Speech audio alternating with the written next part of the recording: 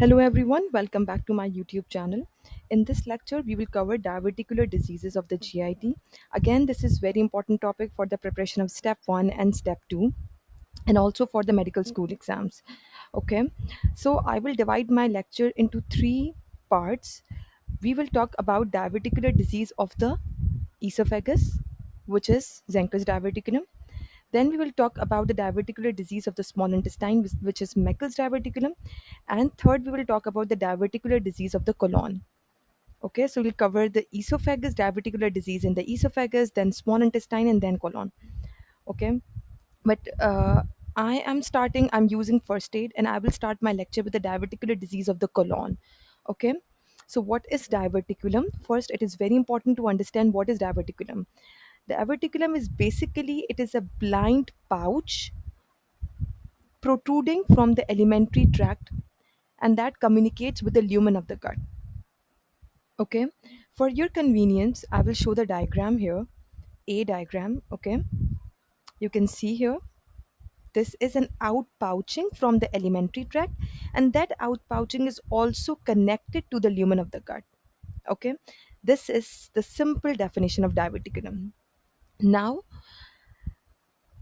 let's talk about the types of diverticulum. Okay, for your convenience, for you to remember things, we will divide diverticulum into two types: the true diverticulum and the false diverticulum. The diverticulum that involves all the gut layers means mucosa, submucosa, muscularis propria, and serosa. If a diverticulum is involving all the gut layers, then it is true diverticulum. And the example of true diverticulum is Meckel's diverticulum, which is a diverticulum found in small intestine, and we'll talk about it in this lecture. Okay, if the diverticulum that is involving only that is the outpouching of only mucosa and submucosa with serosa but no muscularis propria, no involvement, no outpouching of the muscular layer, then it is false diverticulum. Okay, or pseudo diverticulum. Pseudo means false. Okay, and the example of false diverticulum is Zenker's diverticulum, which is the diverticulum found in the cervical region or the pharynx. And the other example of false diverticulum is the diverticulum which is found in colon. Okay, so in this lecture, we will talk about the one true diverticulum, which is Meckel's diverticulum, and two false diverticulum. One is Zenker's, and the other is diverticulum found in the sigmoid colon. Okay, most diverticula are acquired and are termed as false diverticulum. Examples: Zenker's and Diverticulosis. Okay, now let's talk about the diverticular disease of the colon.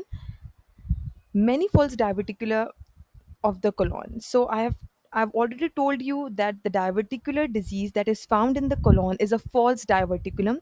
It is involving only the mucosa and submucosa with no involvement of muscularis layer. Okay. So here is the diagram. You can see on the left side, it is differentiating this diagram. You can see my arrow. This diagram is differentiating between the two types of diverticulum, the true and the true and the false diverticulum. So the left diagram is a true diverticulum. You can see this is colon and this is an outpouching of the alimentary tract, and that outpouching is communicating with the gut.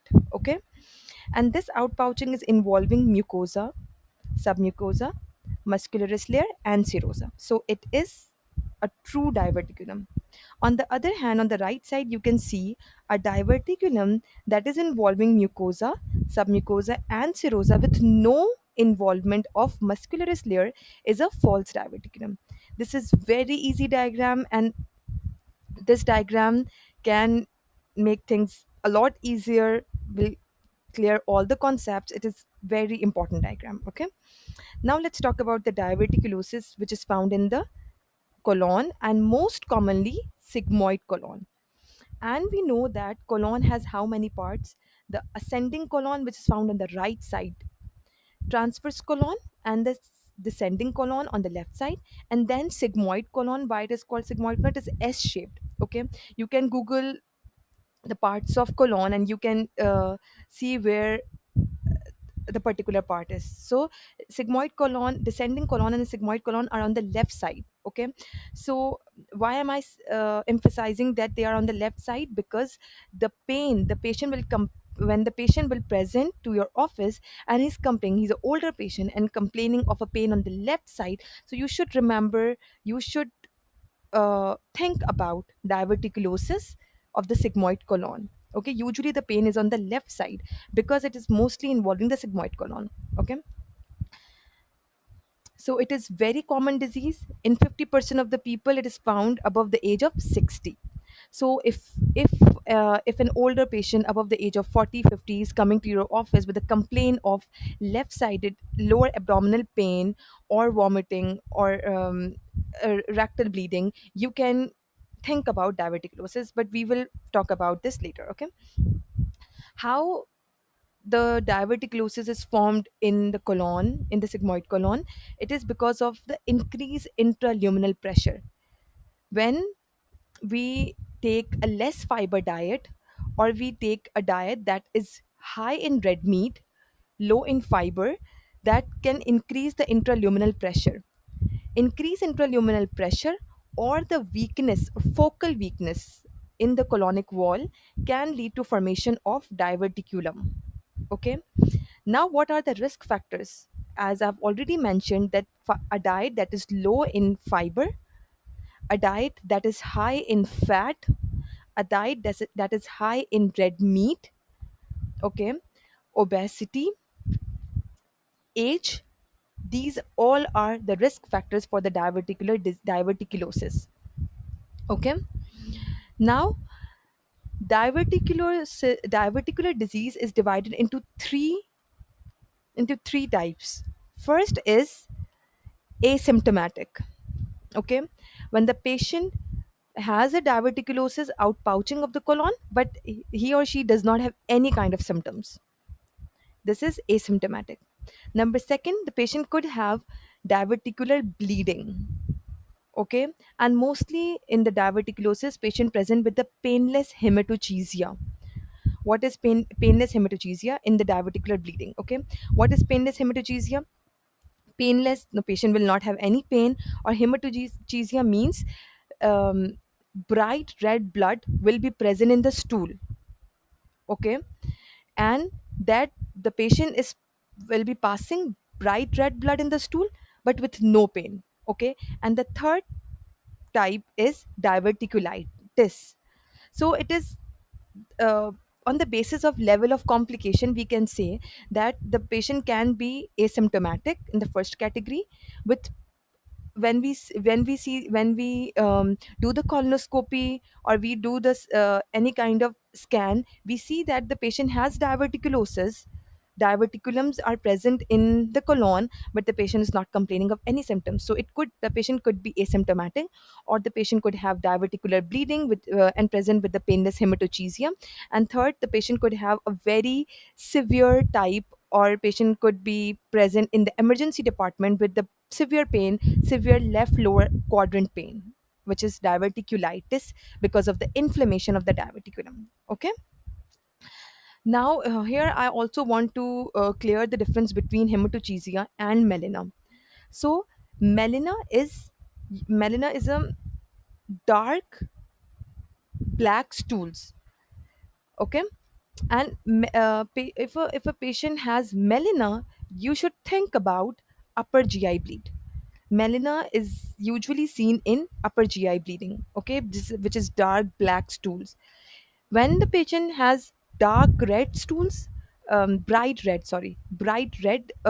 bleeding in the stools, then it is hematochezia. And hematochezia is significant, is taking us towards lower GI bleed. Okay, now let's talk about diverticulitis. Okay, um, when there is a formation of diverticulum, it can be asymptomatic. I've told you it can present with a diverticular bleeding, but if it leads to inflammation of the diverticulum, if if the things get complicated and it lead to the formation, it lead to inflammation of the diverticulum with wall thickening, it can lead to diverticulitis. And diverticulitis is very severe condition. Usually the patient presents with the left lower quadrant pain. Why not the right lower quadrant pain?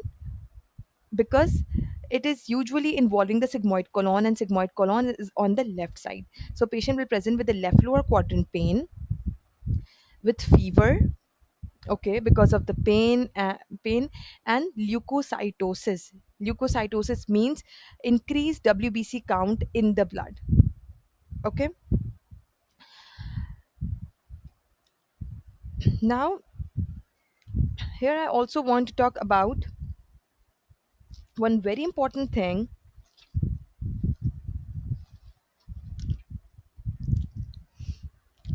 which is, so I've told you that the patient will present with a left lower quadrant pain, fever, leukocytosis.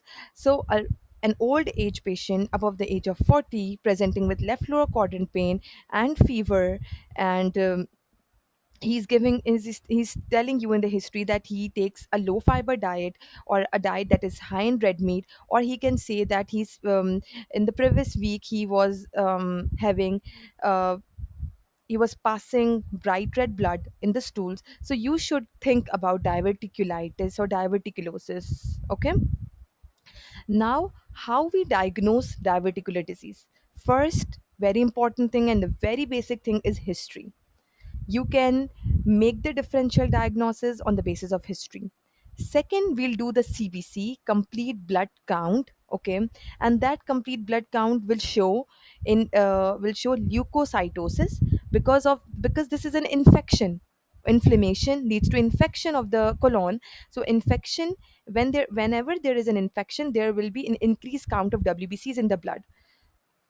So the blood complete blood count will show leukocytosis, and the third is and in this complete blood count we'll also see anemia, because the patient is passing bright red blood in the stools. Okay, what is the most accurate test to diagnose diverticular disease?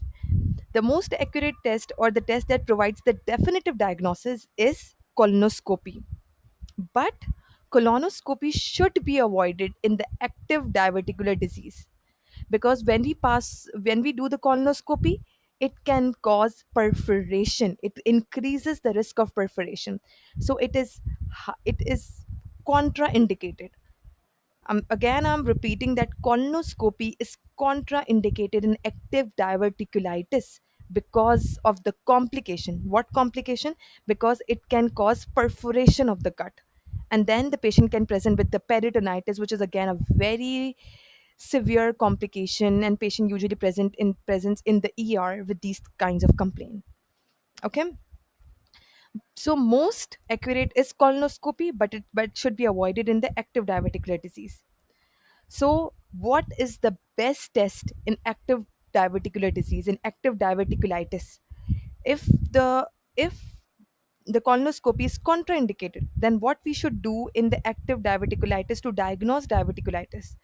We do the CT scan, okay, contrast CT scan. Either we pass contrast oral or rectal, we do the contrast CT scan.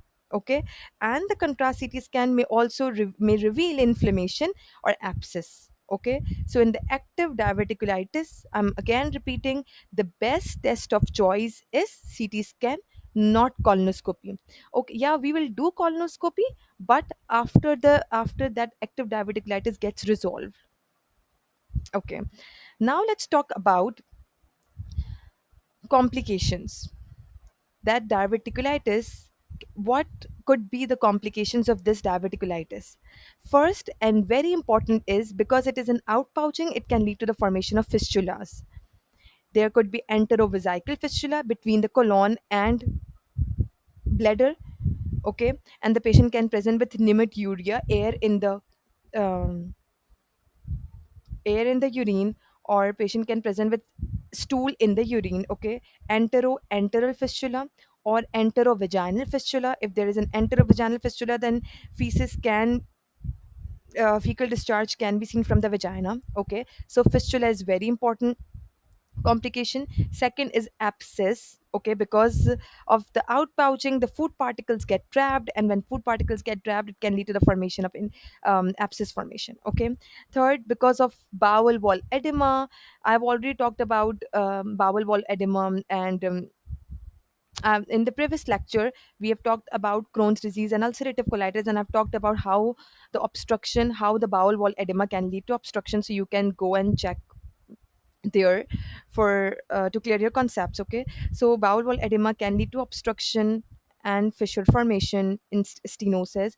Okay, and again, when the intraluminal pressure gets very very high, it can lead to perforation of the gut, and perforation of the gut can lead to peritonitis, inflammation of the peritoneum, and it is very very severe complication. Peritonitis is very severe complication.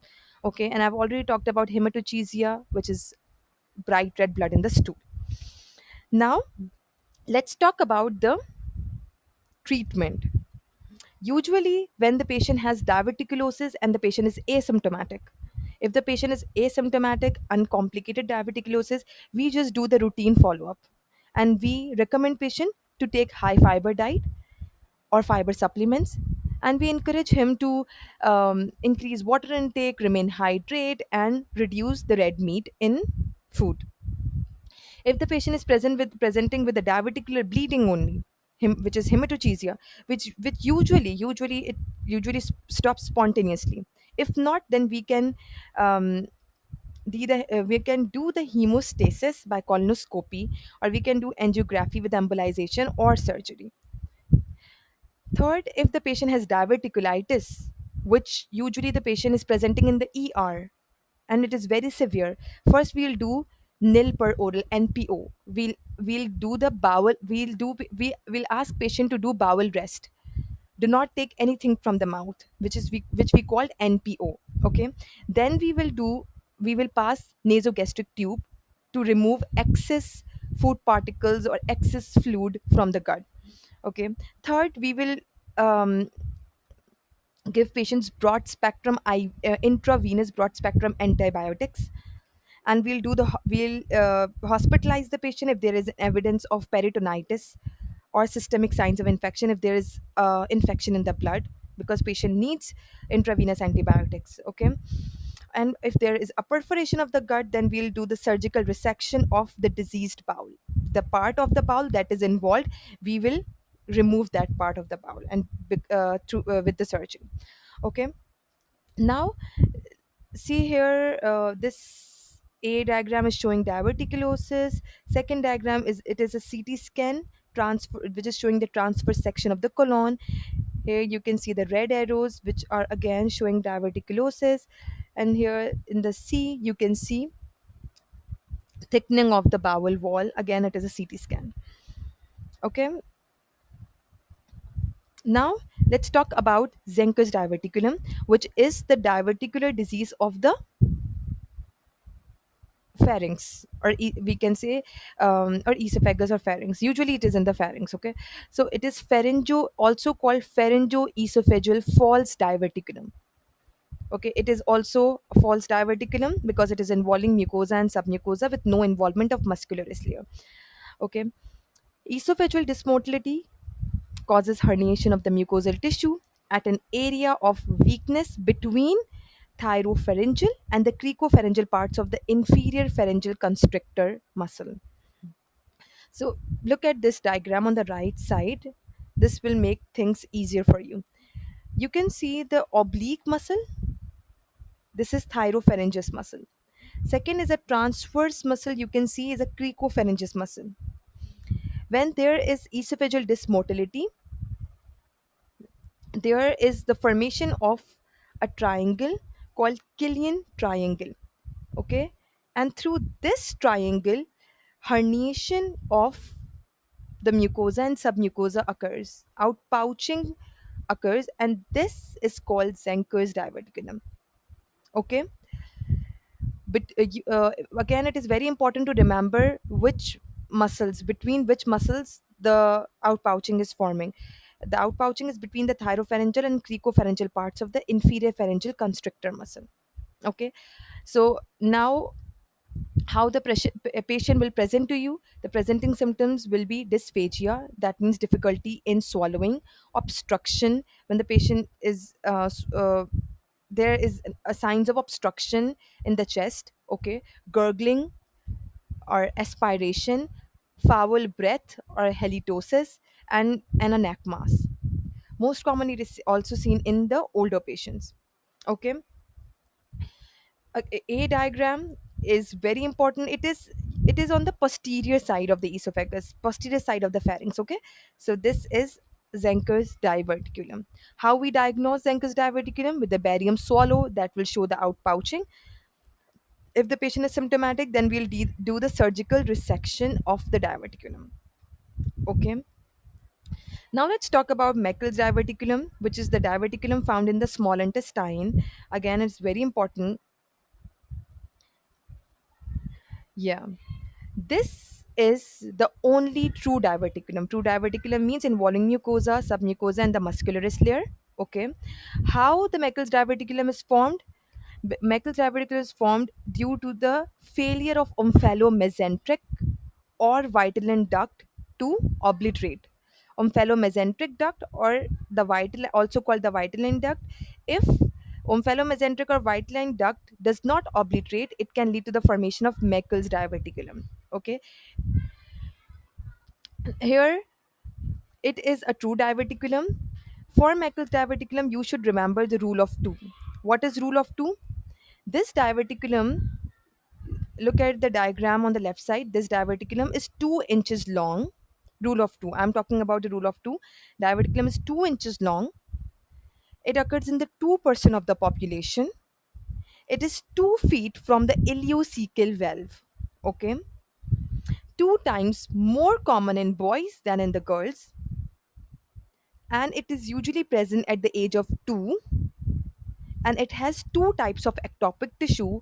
First is the gastric, and second is pancreatic tissue. So rule of two is very important for Meckel's diverticulum. Okay, how the patient usually present? Because patient present with a painless, not painful, painless rectal bleeding. Okay, it can cause hematochezia. Again, it is the bright red blood in the stool.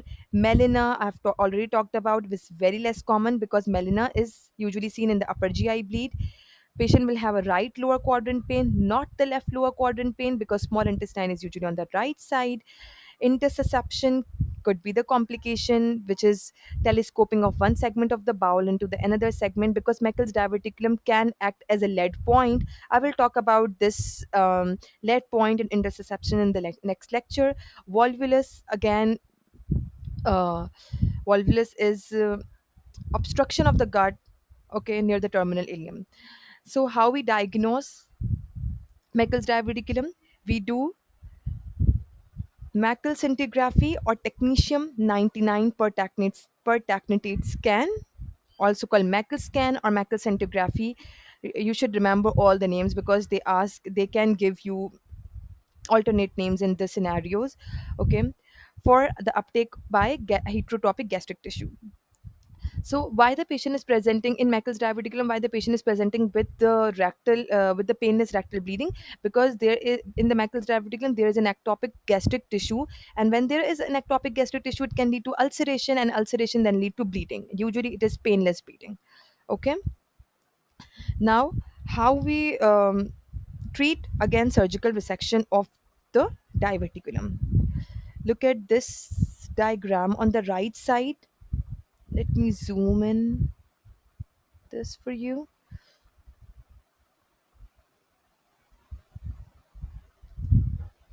Look at this. This is Meckel scan. You can see stomach, bladder, and this is Meckel's diverticulum in the center. Okay, this is normal, and this is abnormal. In Meckel's diverticulum. Okay, now this diagram is a persistent vitelline duct with no obliteration, or when there fails to completely obliterate, can lead to formation of diverticulum, which is Meckel's diverticulum. Okay, these diagrams are again very important for the preparation of step 1 and step 2 because they give a lot of times they give diagrams in the questions. Okay, this is all for today's lecture. If you have any questions, you can ask me in the comment section. Thank you. Bye bye.